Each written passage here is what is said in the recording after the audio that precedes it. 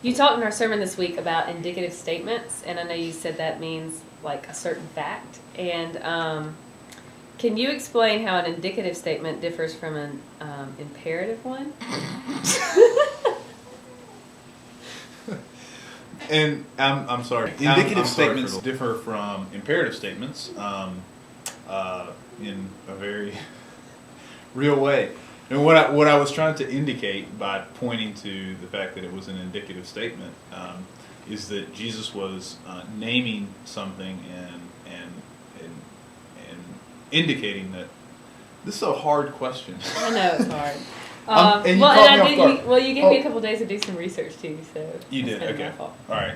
There are 11 straight indicative statements at the beginning of chapter 5. 9 of them are the Beatitudes, and the other 2 are, first of all, that we are the salt of the earth, and secondly, that we're the light of the world.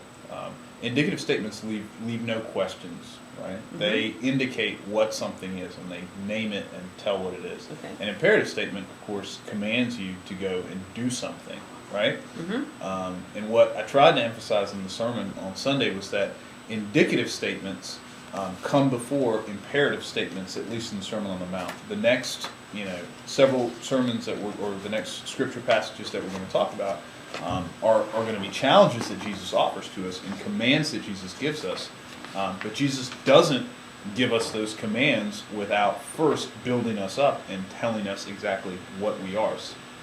In other words, highlighting the fact that the commands aren't impossible. Okay. Yeah.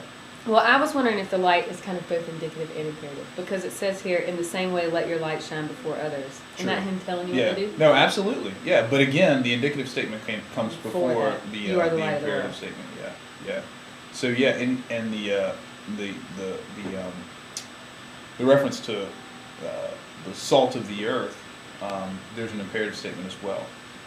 It's implied. It's not specific, but how can its saltiness be restored if salt has lost its taste? It's no longer good for anything, but is thrown out and trampled underfoot. The implication is that remain salty. Otherwise, you'll be thrown out and trampled underfoot. And in fact, the implied indicative statement, it's no longer good for anything, is the first. The implied imperative statement is the first imperative in all of chapter 5. Okay. The rest of it's blessings. That's it.